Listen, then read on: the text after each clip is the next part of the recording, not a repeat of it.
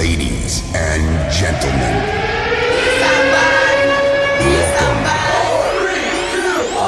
Everybody wants the prize, but nobody wants to pay the price. Can they be pushed? Do they have a sense of urgency? Do they want to be great? And then, of course, you look at them and be like, yeah, right. Everybody wants to be on your team when you're on top.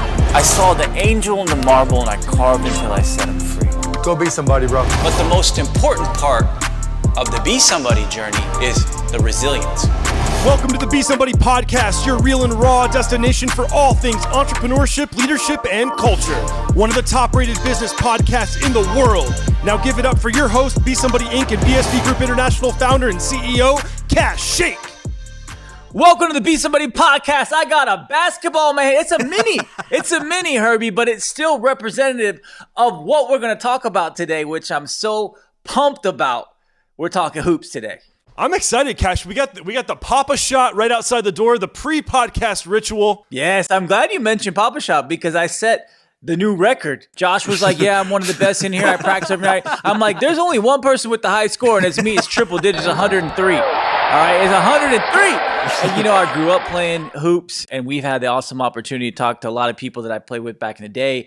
Our guest today is going to be an awesome conversation because it brings together two worlds that I'm passionate about, Herbie, that I know you are, basketball and content.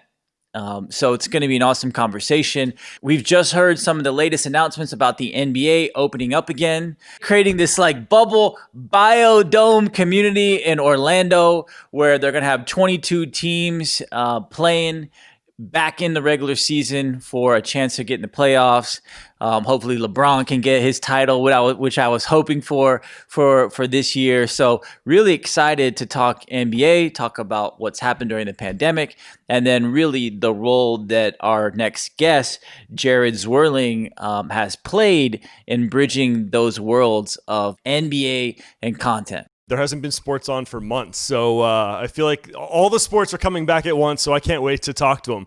He and his team have built the world's first dedicated media platform focused on basketball players and insiders and the impact that they're having off the court. I want to talk a lot about what happened during the pandemic because we've been saying, right, Herbie, that this is a perfect time, and that was a perfect time for content creators. So I really want to talk with Jared about what their team's been doing with all that free time the players had, and also what the plan is moving forward now that the NBA has announced that they're going to be kicking off the season again. The NBA is about a $4.5 billion business. It's a global brand that's been affected by this pandemic. And then obviously, like all the other industries that we've talked about, there's the cascading effects that turning off the season, canceling the season, or in this case, postponing the seasons have had on all the sports industries, from concessions to the bars and restaurants around the stadiums to the TV and media rights. All that has been affected. It's expected that the sports industry has lost about $12 billion in revenue due to the pandemic. But the exciting part is we see the league starting to open up again, or starting to plan to open up again. So hopefully we're around the corner from a lot of the hurt and the hit that those leagues have taken over the last couple months. So I'm pumped, man. I'm pumped to talk about Papa Shot. I'm pumped to talk about my triple-digit score, and I want to talk hoops, and I want to talk to Jared right now. Herbie, let's go. Let's do it. Let's welcome to the show a leader who graduated from NYU with a bachelor's degree in communications, journalism, and marketing. He then went on to get his master's degree in sports business. A 16-year NBA and basketball media and marketing veteran whose career has spanned the NBA, CBS Sports, ESPN, Bleacher Report, the National Basketball Players Association, and Sports Illustrated. Today, he's the founder and president of Close Up 360 from New York, New York. Please welcome Jared Zwerling. Wow. Josh, you on the line? He's on the line. Jared, how's it going, man? That was super impressive. I was watching, obviously, The Last Dance like everybody else, and that PA announcer during the Chicago Bulls days did a hell of a job, and that was pretty damn good. I appreciate that. I channeled my inner Alan Parsons project there for that one. So yeah, you did. You did. You did. Man, well, Jared, it's so awesome to have you on the show. We were just talking about how Herbie and I have been waiting for this episode, right? Herbie, we couldn't wait because we get to talk hoops, we get to talk content, and we really get to learn more about you, Jared, because when Yes, Herbie was reading your background, your bio, I mean, you got kind of like the who's who of sports properties, organizations that you've worked with. So very inspiring career that you've had. Thanks, man. It's just passion. I mean, young age, 5, 6, 7, around there, wanted to work in sports, and just kind of one thing led to another. I was hooping, I was golfing, I was playing tennis. I was always around sports, but basketball really was the number one sport for me, and loved being around the game, the culture of the game, the creativity of the game. Obviously, so it was my passion to be around it my whole life. So that's where it all started as a young kid. That's awesome. Well, somehow I did something wrong because it was my passion too, and I ended up selling detergent and deodorant like when I started my career. So I don't know what I did when I was working on the Tide and Old Spice brands. But I'd love for you, Jared, before we get into everything you guys are doing at Close Up 360, would love to hear more about your personal journey, starting out with your time in the early days working at the NBA and beyond. Yeah, it really goes back to, I'm from Miami, Florida. I literally had my first gig as a newspaper writer from my middle school at, I think, 8 years old. I wrote my first article on an ambidextrous pitcher who literally could pitch both 90 miles an hour, lefty and righty. And I was so fascinated by that story, and just by athletes and how they, got into their craft and the story behind the story. So that really set it off for me. It just came very natural. It was just telling stories, and that proceeded to. I actually had a job too that was really, really inspiring. Too, at 16 years old, I was the youngest newspaper writer at a newspaper in Miami, and that was cool. I was all over Miami, writing about restaurant reviews, local sports, openings of businesses. I had my camera. It was one of those things where I just had, an eye for storytelling. I was really passionate about it. And at 16, I was literally, actually it was 17. It was 17 when I had my first real job, and then NYU came. And then, my first job was at the NBA. And it was really cool because when I was there in 2004, 2005, when Basketball Without Borders started under David Stern's watch, and really that was, after the Dream Team in 92, around 10 years later is really when things tipped off even more so globally. And it was so exciting to see how the game of basketball was truly around the world. And for the last 15 years, that's what I wanted to do. Last 15, 16, 17 years, that's what I want to do. I wanted to really showcase game of basketball globally off the court, and really how it transcends culture, from the lifestyle, the business side. I mean, there's so many exciting elements of the game. Last year I was in Paris for Fashion Week, and there was probably 15 NBA players alone. That wasn't the case right 5-6 years ago. So these guys are really at the epicenter of culture and lifestyle, and it's been really awesome to be a part of. Right. I mean, I've got a GQ magazine with James Harden on the cover in my office, which really speaks to that. I mean, I think it's so true, especially over the last 5 years, last decade, to see that emergence of the NBA player, NBA lifestyle as kind of the core part of culture, even more so than I think when, growing up, the hip hop culture started to influence lifestyle a lot. And now it feels like NBA has really taken the forefront.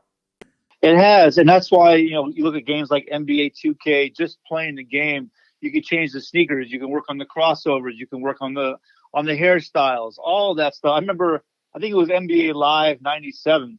I don't know if you played that. I'm 30. Yeah. So but you can change the color of Dennis Rodman's hair in that game. Right. You know what I mean? So that's just basketball, no helmets, no hats. They stand tall. They stand above the crowd. And, they have that acrobatic creativity on the court. So it resonates to fans around the world because a lot of what they do on the court, you really can't do.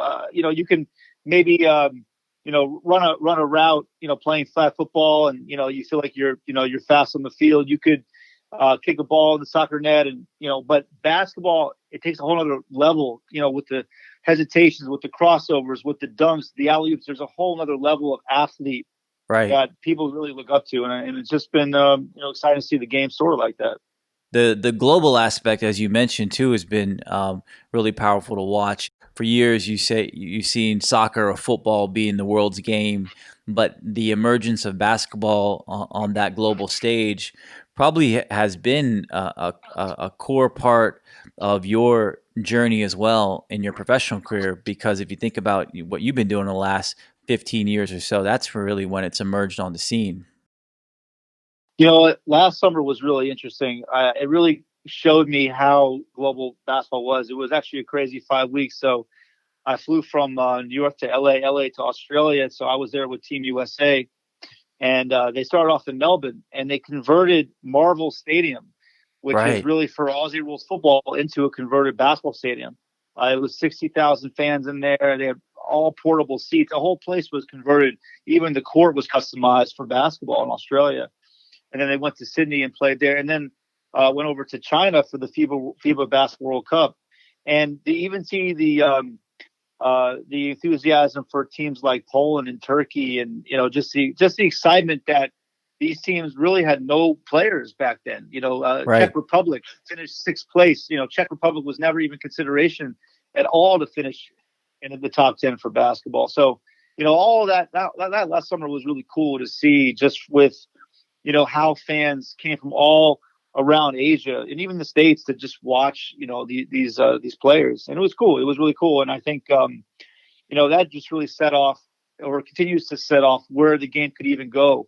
I think that the peak hasn't even, hit yet with basketball. Soccer's number one in many ways, right? But truly touching all the different places around the world, including the United States, it is basketball, because it's, just the increase of courts are being built. And obviously the influence of the NBA. So I think basketball still has a ways to go, and it's really just not even there yet with how big it can really get. Yeah, so true, man. I remember we were talking to one of our previous guests a couple of weeks ago about global travel, and I worked at Procter & Gamble for 10 years. In a couple of years, I got to travel the world to really some of the most low-income countries and markets in the world. And one of those was the Philippines. And I spent a lot of time out in Manila and outside of Manila, and they call basically the barrios over there, they call them the barangays, the poor neighborhoods of the city. And I went there to do some documentary work, because like you, have always been passionate about storytelling, content creation, and the passion behind what people do. And I went into one of the most dangerous and poorest barangays in Manila. And right in the middle was a basketball court, and there were kids hooping. And we were laughing about it. Remember, Herbie, with Jerry Porter, one of our other guests, and they were like, and these were all like, it's Philippines, so most people are shorter, and I'm 6'4", Jared, but I got a 1-inch vertical, but they were like, Kobe Bryant, because I came in there as this tall guy in the middle of the barangay, and I was telling them, I'm not Kobe, but yes, I do play for the NBA. I milked it, man. That's awesome, man. Hopefully that 1-inch got you somewhere there in the Philippines. Oh man, but I'm sure your height was impressive for the Filipinos there. But yeah, I can think back to when we did a project in Australia as well, when I was with the Players Association, where we went to Uluru, which is basically at the heart of Australia. It's by a place called Red Rock. It's a very sacred place, and it's the most indigenous area of Australia. It's where Patty Mills is from, actually. And it's really like one of the oldest like villages. They're not really even wearing modern clothes. You know what I mean? Like a lot of dirt fields, and right in the middle of it is this basketball court. That's awesome. It's just, that's kind of how it is, man. Yep, that's awesome. Well, Jared, I mean, before we get into all the amazing things you guys are doing at Close Up 360, I'd love for you to share a little bit about what you learned, your insights working at some of the most prominent and prolific sports journalism organizations on the planet in history: Sports Illustrated, ESPN, and ESPN the magazine, Bleacher Report. I mean, probably so many experiences, so many awesome opportunities. I'd love to hear a little bit about that. Every job was so different. I mean, I started at the MBA, like I said, international marketing, and that was more of a business position. Mm-hmm. And then I went to CBS Sports, working on the March Madness and NFL Today show. So I was one of the researchers actually in the studio with Brian Gumbel and all those guys, Bonnie Bernstein, flying out papers with updated stats. Then literally go to Sports Illustrated Kids, do marketing for the magazine. Like, again, another just, different job. Then I go to ESPN and I'm working for ESPN, the magazine, doing NBA stuff. And then I transitioned to the Knicks. I covered the Knicks and the Nets for ESPN New York. Next, I'm at games. I have a press credential. That's when really this whole off the court foray started for me, because I was around the guys and I, really want to tell the off the court stories, who they were beyond the game, because a lot of it was inspired too by, there's a lot of tabloids in New York, the New York Post, New York Daily News, right, etc. And they really just cover a lot of the drama, and how the Knicks are. They're always a cloud in drama. So I really want to get to know more of the players and their personal side. And then what was crazy is I was right in the middle of Linsanity. I was at the first game when he dropped, I think it was 20-something points against Darren Williams and the Nice. Jersey Nets. And I was part of that whole Linsanity run. I was at every game. I was doing Sports Center hits. I mean, the cafeteria in Madison Square Garden went from literally the cafeteria to a whole press room with like probably 100 reporters every night. It was just incredible. And then went to Bleacher Report, and then was part of the Bleacher Report evolution when they got acquired by Turner Sports. And next thing you know, I'm part of a sort of a startup world where we're, doing a lot of cool new things and being creative with social content at Bleacher Report. Then I go to the Players Association, and now I'm actually representing players with Michelle Roberts, the director. And now we're very directly working with players from, everything from financial to legal to career development programs, you name it. And then I go to Sports Illustrated, where, it's kind of a combination of all my different jobs, where I'm doing more of a video host, and then started Close Up 360. So I've always been like that, though, in my career. I'm very entrepreneurial. I like to try a lot of new things. I don't like to do the same thing. Even with Close Up 360, it's very creative. I like to be able to do a lot and pivot a lot. So that's kind of my career. It's always been in sports, mostly around the NBA, but every job literally has been different.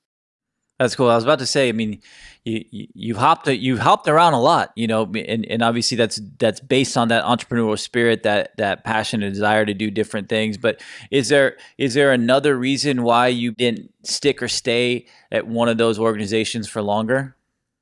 Well, really, the last three jobs I created myself. So when I got to ESPN, I saw a niche with the Knicks.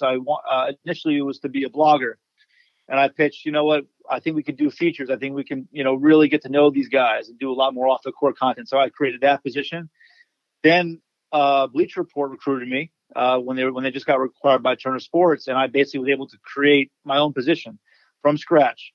And then at the Players Association, also I saw that they didn't really have an in-house media guy. They were doing press releases. They had access to all these guys, but they weren't doing stories. So I literally pitched a job again and got a job created for me. And then Sports Illustrated was the same thing. Sports Illustrated, I created a job as well. So, and now Close to 360 created my own company. So I've been fortunate. I've been blessed, man. I have a knack for really just thinking outside the box, selling good ideas, and that I think could be valuable. And I've been, fortunate enough to have people that have believed in it, and I think I've created some hopefully some value along the way. But it's really just been about seeing an opportunity. I've always looked ahead. I don't like to work in the present. I like to look ahead. Like, for example, when I saw that Bleacher Report got acquired by Turner Sports, I saw that they had money, that they were eager to get more into the NBA side, because Turner is one of the licensees of NBA content.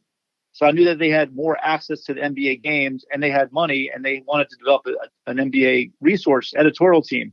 So I just clicked, try to go there. And then the Players Association was just like, look, they don't have this. So it was always trying to fill a need and a role that I felt was missing. And especially because I was doing off the court content, I felt I had a little bit of a niche myself, because all the content was mostly around free agency, transaction, stats, where I came in more about, who these guys were as businessmen, as community leaders, as fathers, fashion, guys. So it was just more thinking about, they were not basketball players first. They were business guys who happened to play basketball. So I flipped the philosophy where I took off the court first and then basketball second. Awesome, man. That's awesome. And so what was the impetus? What was the inspiration then for you to finally move out on your own and create Close Up 360? A lot of it was, so a few reasons. One is I felt that the basketball market was really its own enterprise. It's almost like a hot new tech, a hot new app. You look at things we live in a more customizable world now where, you could find something that does that specific thing and make a company out of that. So I thought, and I was fortunate because I had a background in basketball, which is a very popular global sport. I felt that basketball as its own entity could be sold as a kind of its own destination, especially off the court where fans were craving to get to know these guys on a more personal level, right? You see the social media, you see Instagram, but I felt that there's more of the stories to be shared. So I really wanted to create something in basketball that was a very big market globally, then off the court, which was a niche that wasn't as tapped into or fans really wanted to get more of. And, also too, video content was lacking to me in the off the court space. I think that there was some written content. There was some very long form documentary content, but as there's 450 players that currently play in the NBA. A lot of those guys were not being covered. Even the role players had interesting off the court stories. So I want to create also a destination that highlighted the stars and also the role players and the international guys and also the retired guys. So again, it was just creating a one-stop shop destination that took advantage of a very popular global sport and in a niche that really had market value to fans, to brands, and just the overall consumer. So that's kind of how I looked at it when I launched the Close Up. And how did what was happening with the Players Tribune, with LeBron's Uninterrupted, with Kevin Durant and his boardroom series, like when you saw players starting to create their own media platforms, their own media channels to tell a little bit of that behind the scenes or beyond the court story, how did that affect what you were trying to do? Yeah, no, I did a lot of research on all those. And, look, I came from the Players Association, which is an off the court, so to speak, entity, because we were all about helping players really develop beyond the game. So I had come from that, and I knew the market. When I looked at Players Tribune, I liked their content a lot. I just felt that they were doing a lot of written content. They were a little scattered, not necessarily basketball focused. I felt that there was still a void that needed to be filled for more video content off the court. Yep. And then I looked at Uninterrupted and I saw, well, they have LeBron, they have some high level players, but they're not necessarily, a day-to-day, week-to-week video operation as well off the court, and also they're not basketball focused. At the end of the day, you could say they're competitors, and that's fine. I think in some ways they are, because they do believe in players off the court, off the field. But when it comes to basketball and really trying to create more of a global enterprise around that specific sport, and also or more players, because again, a lot of those Players Tribune and Uninterrupted, for example, they are very focused on a few different guys. Right. You really want to come in and tell a lot of the different stories around a lot of different guys. So it was just really more of an expansive model around a very popular sport that, at the time I didn't feel like was really available. And now since then, clearly guys are off the court. So now, things are a little more competitive for sure, because people are trying to get more off the court content. For us to survive, it comes down to a few things. I think we have to keep our connections really good. We're very well connected. Our access has to be top notch. We got to be very creative. We have to find ways to blend what's going on in the current world with brands that want to be a part of that. And also we got to think ahead, what's coming up this year? How can we prepare for, whether it's more documentaries? Is it, thinking about the Hall of Fame next year with Kobe and Duncan and Garnett? How do we think about ways to create more enterprise content around tentpole events coming up that we can maybe get ahead of? So it's definitely more competitive now. There's no question, but I think, we've been around for a year and a half. We kind of know what we're good at, and we just got to keep grinding, man. It's tough right now, but we just got to keep grinding. It's actually so insightful to hear you say that, Jared, because we have often talked about kind of the yin and yang, the bipolar nature of the effect of the pandemic on different industries. And at first glance, when Herbie and I were talking, we're like, this is actually the quarantine must have been the best thing ever for Close Up 360, because players are at home, they've got all this free time. But then when you add on the layer that you're also now competing with ESPN, Sports Illustrated, Bleacher Report, all these uninterrupted, everyone vying for that free time because there is no on the court time. Your point of difference became a little less prevalent, obviously. So that's really interesting. Yeah, not to mention players have their own platforms as well. I mean, right when the pandemic started or when the shutdown started, players were on IG Live. Some, had never used it before. Next thing you know, guys are on IG Live almost every day. And so, for me as founder of Close Up 360 with my team, we huddled up and said, look, if a player can go on his own platform and do it himself, likely we don't need to pitch that idea. It's going to be shut down. So how do we get more creative? And so we spent a few weeks really thinking through the process and how we could, take our time. And, one idea that we came up with, which we thought was very strong, and we're still actually building on it right now. It's called Hoopers Meet Heroes. And what we did is we connected remotely through remote chats. We connected NBA players with frontline healthcare workers. So we thought that was a really good campaign because it really, we want to get players in each NBA city. So really the fans in those cities can really hear what's going on with the players leading the conversations. And also, not to mention, players and their reps don't have the time to go out and get and secure physicians. That's the whole process. You have to go through hospital PR. These physicians and nurses are very busy treating COVID patients. There's no time in the day they can go out. So on my end, we found physician collaborators that went out and focused on getting the physicians to then connect with these players through these remote chats. So we felt really good about that. We felt that we were making a difference. And we got 23 guys within 2 weeks. So we knew we had a value proposition there to make. Again, you just got to be, everyone has to be just super creative and just offer as much value as possible because we work directly with players. We just can't create content just to create content. We have to go to a player and say, this will create value for you, and here's why. So because we work directly with players, the level of access, the level of ideas that we come up with have to be greater and more compelling for a player to say, I want to work directly with Close Up to do that. So it's a different approach than just being a traditional media outlet in that regard. Right. Well, soon we should talk about your Hoopers Meet Heroes platform. If you guys continue to do that with our sister company, BSB Group International, we work with a lot of healthcare companies, including Kroger Health, which is the 5th largest retail healthcare company in America. So nurse practitioners, pharmacists, things like that are been on the front lines of the front lines. But that's an awesome initiative. I mean, Jared, you talked about obviously the core elements of Close Up, which is the focus on NBA, the focus on off the court, the desire to highlight all levels of players, not just the top of the top, not just the superstars. But what from a business model standpoint do you believe sets Close Up apart? Are you guys focusing on the brand integrations, our players funding some of the work that you guys are doing? Advertising, as we know, is a challenge in general on a media business, but now with most brands having cut their advertising and marketing budgets significantly during the pandemic, obviously all media platforms are feeling the hurt on that. So what was the business model, and what do you believe it will be in the future? 2019 and this year too, a lot of what we found was that a lot of it was through licensing, distribution. We were creating a lot of exclusive off the court content. I would say average our pieces are around 10 minutes. Some are up to 35, 40.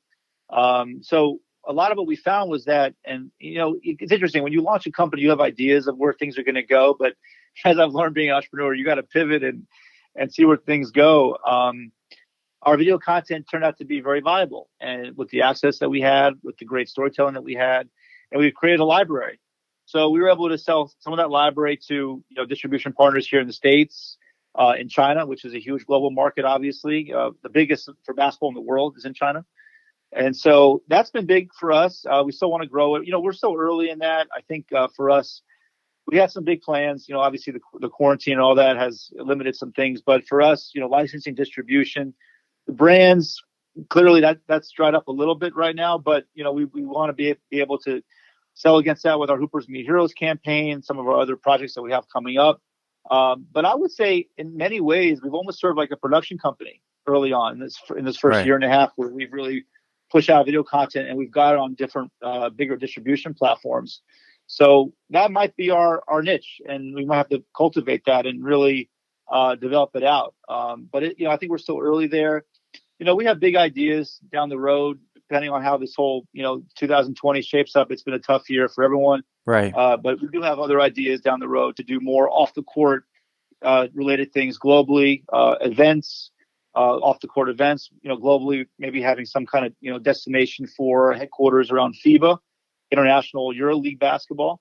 A lot of Americans play overseas, and obviously a lot of fans will follow their local players as well in their different countries, because a lot of them do end up coming to the NBA. There's over 120 international players now. So the international market is something we want to explore. So there's a few things that we're going to get into. We're definitely early in all of that. And, we're hoping that we can have a good second half of the year. And then hopefully 2021 will be even bigger for us. It's very interesting. A lot of the parallels, obviously, on the personal passion standpoint, with you kind of following your passion and building your career on basketball, on sports, on NBA. The early days of Be Somebody was similar for me and for our platform. We were a content platform, a production company, started in 2011 through 2015. And in the early days, as you probably remember, I mean, the beautiful golden era of Facebook, where you could put out great content and people could see it and you didn't have to pay a dime. We benefited quite a bit from that in the early days of Be Somebody, because a lot of our content did really, really well. And we built a global following, a global newsletter, all that stuff very early. And then now, obviously, over the years, we've shifted to 0% organic reach on pretty much all, branded platforms on social, which then when that started to happen from our content business, we started obviously to have a lot more challenges, because then you needed that distribution budget. And what I always was hoping to do was similar to what you were talking about. Is, okay, what are the partnerships? What are the distribution and channel partners we could work with to get more eyeballs on our content? Because I'm sure, like you are, I'm sure how you guys feel is like, man, if people can just see this stuff, we know that they're going to be inspired by it and they're going to love it, and that helps grow our brand. But the challenge is, how do you get those eyeballs? Exactly. And nowadays there are so many video on demand services, OTTs, this and that. I mean, it's just it's unbelievable. Right. Just how many options there are. It's just mind boggling. So it's exciting. Everyone wants content. Everyone wants content in their own way. And, for us, it's about where do we go to pivot and, make sure we find the right partners. And, it's a crowded space. So I think also we have to do sometimes a better job of prepping up content. Sometimes it's just how content is. Sometimes you just put out stuff and you put it out. But sometimes lead up time is very important. And maybe you need a month, maybe you need 2 months. So it's just an industry where things happen so quickly sometimes. You look at Twitter, it's just constant. The NBA is all about daily news and updates. So sometimes you have to take a step back and just, what is the plan? How do you prep this up? So for us, we're not in the rush business. We're in the planning business. So we just got to make sure we understand what our projects are, how we plan better, how we prep things for the right distribution partner, the right brand. And, with a good team around us, I think we're on our way, and, we'll see if we can rebound with a solid year. Right. Jared, did you guys raise funding to start the business, or self-funded, or what's the plan from a capital standpoint? Yeah, no, I definitely put some money in. Some of our partners did as well. But yeah, no, we've closed a few rounds. So we closed a pre-launch round, and then we've closed three since then. So four rounds including pre-launch. So yeah, it's look, man, I think to close the round is exciting. It's amazing to get the right partners.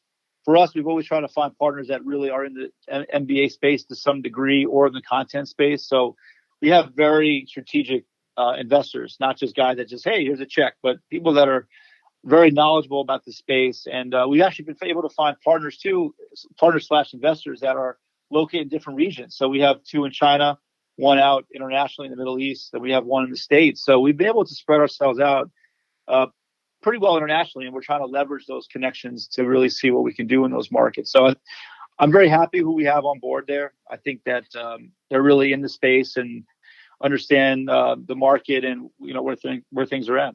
With the news, with the kind of transition that the season is about to start up again, if all things kind of go as planned in the little micro bubble of Orlando, and I've been seeing all the back and forth of some players excited, some saying, "Hey, we want to opt out of this. Even we don't think our team's going to make the playoffs. It's not worth it. They got to stay there for weeks without leaving the resort." I mean, it's such honestly a crazy thing to think about. Like this whole operation and this whole monumental task of making this happen.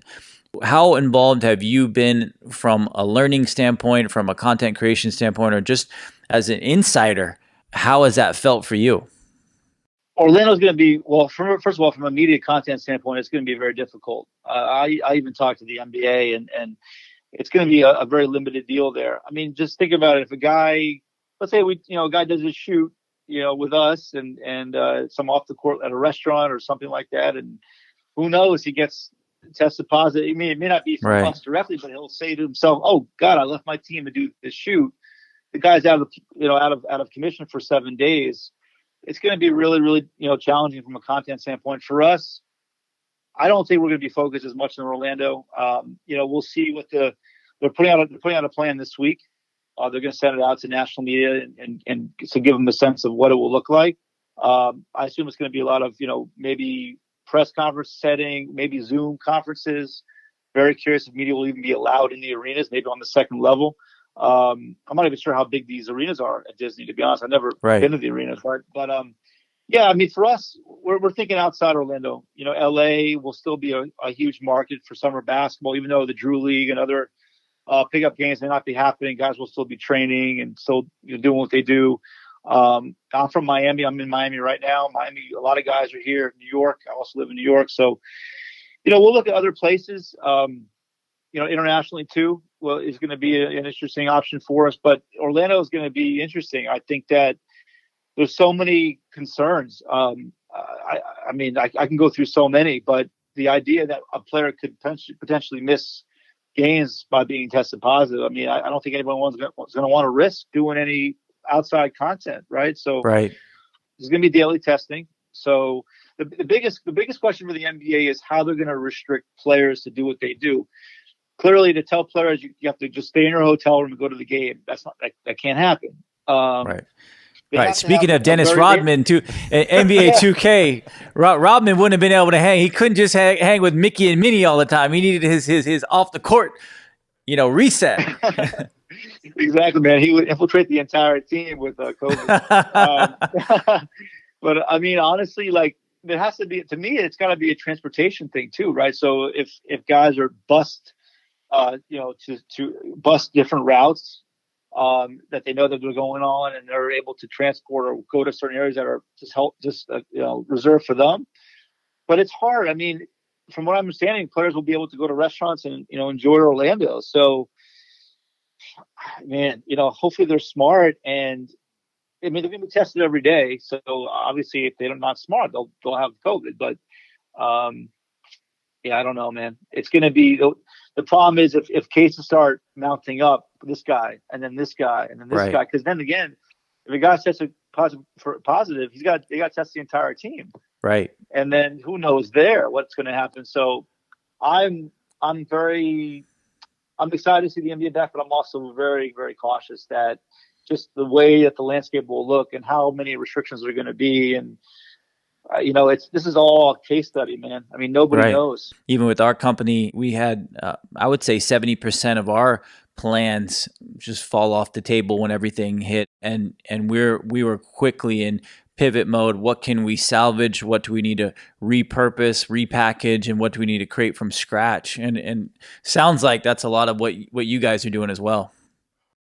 Yeah, I mean, we're trying to focus on a few key tentpole projects. Obviously, I mentioned Hooper's Meet Heroes. We have a documentary, a long piece coming out with Udonis Haslem. We're working on NBA Miami Heat legend. So we're working on those two main things. We have some other side projects as well. We're not a big team, and especially now with the quarantine. So we're really trying to focus our internal efforts to see what we can do as an in-house staff. Maybe a silver lining of the season starting again is that some of these bigger properties and these other competitors or potential competitors of yours will start covering the on the court stuff again. Now we know that the public appetite for off the court has expanded and really exploded because we've all got to see that from players, from the IG lives to other off the court content. Do you believe that opens up a new window of opportunity for you guys? It depends on what the priorities from these media outlets. Because, for example, if media access is super limited, typically a lot of organizations will send reporters to cover, let's say, the NBA Finals or cover the NBA playoffs, but it's only going to be a very select group, and so a lot of reporters are going to have to figure out other ways to tell stories. So, that will be through following players' social media and telling stories off that, blog posts, or getting guys on the phone and just talking about, like, what are you doing off the court in Orlando, to guys that are out of season and just back home in their hometowns. I mean, look, we live in this crazy country and obviously a challenging country right now with the social injustice and the racial injustice, and that's going to carry over for many months.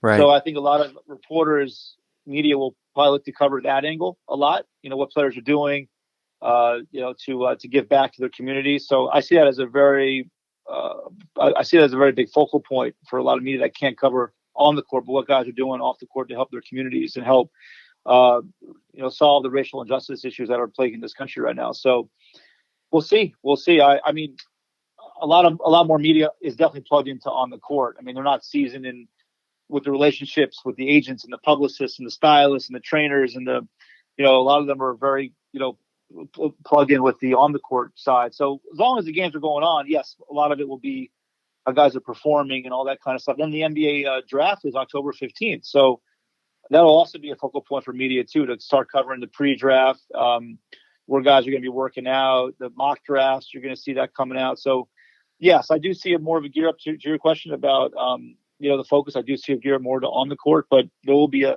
ton of off the court just because of the state of our country right now and how a lot of these players are social activists and trying to give back as to where they can. Yeah, it's such a great point. And we've talked a lot about the racial injustices, the social activism on the show. And we've actually talked about how athletes and NBA athletes in particular have been a huge part of the conversation, because this feels a bit different in terms of the vocal nature of so many athletes about this issue. It's something on our to-do list. Like I said, we have the Hoopers Meet Heroes campaign, and we look at that as a way to, have players meet and interact with leaders in this space. And so, civil rights activists and local officials, people that are part of organizations like the NAACP that are really trying to make a change. So we want to tap into that. We're exploring that now. We have some ideas for some individual features on players to kind of show how they're, unique leaders, community leaders. So we have some ideas to do things around that. So yeah, I mean, it's definitely on our minds. We know that initially when this whole thing started 3 months ago, it was all around the coronavirus. Right. And now we have basically two pandemics going on. So it's given a lot of opportunity to really make a difference and make a change and work with players to create that change. So it's on our minds. I think in the next 2 weeks or so, we'll have some more action strategy around that for sure. It's such a needed and necessary message right now. But Jared, before we wrap up, I mean, I know you're, as a founder of a young company, early stage, small team, and then you get hit with these back-to-back pandemics. One of the toughest times to honestly bring a company to life in honestly our lifetime. What for you is worst case scenario for yourself and the company, and how are you preparing for that? Wow, great question. Worst case scenario, man. I mean, obviously, we talked about this before, that about the word passion, but obviously this year it's going to be a lot about business. You love what you do, I can tell. I love what I do, but ultimately, what's the bottom line? Right. You have to. The best founders in the world have to create change from problems. They have to create ways to get around it. As simple as that. So the pressure is definitely on me, at the top to find ways for us to survive in very difficult times. So ultimately, some revenue this year will be very important. And I think we have a few projects that we think we can get. Hoopers Meet Heroes, we think is a great platform. We just brought on a partner for that to help us sell and do PR around that, national PR. We are working with some sponsors around some of our documentaries and also distribution partners. So when you work for a startup, man, you got to be able to sacrifice and push through the grind. It's not going to be easy all the time. It's not a corporate job where you have a steady paycheck and benefits. It's just a different mindset when you work for a startup. You have to be able to just be ready for anything and pivot. And so I think the team that we have has been able to show that and is willing to do it, for as long as we can. And that's all you can hope for. So true. And, we feel blessed to have gone through similar experiences at Besomebody, where we were feeling on top of the world back in 2014, and then 2015 had some struggles, and 2016 hit rock bottom, had to pivot, evolved again in 2017, 2018, and now we're really blessed to be in a good spot, but had to shift at least the surface of the animal that we were creating many times, but we kept the soul and we kept the spirit of it, which has been cool, man. But I really wish you guys the best of luck, and I got some ideas, Jared. I got some ideas I want to talk to you about, because we're in the same lane, content and hoops. I'm telling you. So when we get a chance, I'd love to talk to you about how we can help. Yeah, man, definitely, man. Let's definitely wrap and share ideas. Love that. Thanks, man. Awesome, man. Thank you. But man, Herbie, there's not many times we get to talk about two things we love as much as basketball content, man. So I really love that conversation. I really empathize with Jared and the challenges that are ahead, because honestly, even the things that I thought were going to be benefits and strategic advantages for Close Up 360, because they focus off the court, and because everybody's off the court, I'm like, man, this is perfect for you. He's like, but yeah, everybody else is competing for that time as well. Plus you have all the restrictions. Plus you have people worrying about safety. So that silver lining is not as silver, So, man, I could tell talking to Jared that he's very aware of the challenges ahead. And the media game, that media business is a tough business, man. I mean, I've never been a believer in advertising as a core source of revenue. If you look at our original Besomebody app, that was a core principle of mine. I said, I don't want any ads on the platform. How can we alter the business model so that we have revenue from a different funnel, a different channel? And for us, we were more like an Airbnb or an Uber, where we had, consumers transacting on the platform. Because I always used to say the beauty of our old model, and this is 2013, these are early days, this is before Uber and Airbnb were even out of Silicon Valley. Advertising typically pollutes the consumer experience, right? If you look in your social feed, now it's gotten better and it's gotten more integrated, but I never really wanted to rely on that. One of our first investors at Besomebody that put $1 million into the company was EW Scripps down the road here in Cincinnati, which is one of the largest media companies in America. It's $1 billion company. And what I talked to their CEO, their current CEO is Adam Simpson. He was on our board. And what we used to always talk about was how difficult the advertising as revenue game is, business is within media, and how margins become very tight, very tough. So that's always been hard. Now with companies spending less on marketing, less on advertising, with more content platforms out there, a lot more conglomerates purchasing media platforms, it's tough. Because Herbie, we've talked about it. Besomebody, I mentioned to Jared. I mean, we've been a media platform for a long time. We've never monetized it, because our strategy has always been use content as a growth platform for audience size, and then figure out what the hell to do with the audience. We took a couple cracks at it. Weren't as successful as we hoped to be. And now we're kind of back at it again after we had pivoted and built a core revenue stream, So I think, as Jared talked about, passion is the lead, but then you got to pay the bills. And for us, we had a model that we thought was going to be really perfect in the original Besomebody passion economy model. But when that didn't work out, we said, okay, let's focus on the business fundamentals.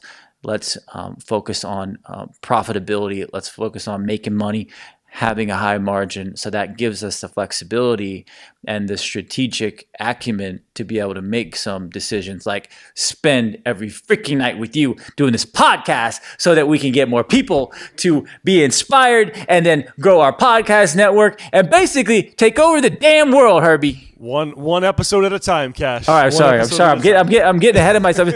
I mean, it's 10 p.m. here. People don't realize we worked all day. Now we're here at 10 p.m., but I'm ready to go, man. Give me a couple more. Like, Kash, was that the one big thing? No, man, that was pre one big thing. That was like the precursor to the one big thing, man, because I just feel it right now. Well, then I'm just going to get to it and ask you right now, Kash, what was the one big thing? You know, on this one, Herbie, tonight, I was just thinking on the business side. I was thinking about this platform that Jared and his team are trying to build, media property. And as we just talked about in the preamble, how hard it is to drive revenue from advertising. And I really believe there's so many things affecting society and culture and brand building and business. We need to start thinking of new business models. We need to start thinking of new ways of generating revenue that haven't been built before. You know, you can't use the old tried and true models anymore.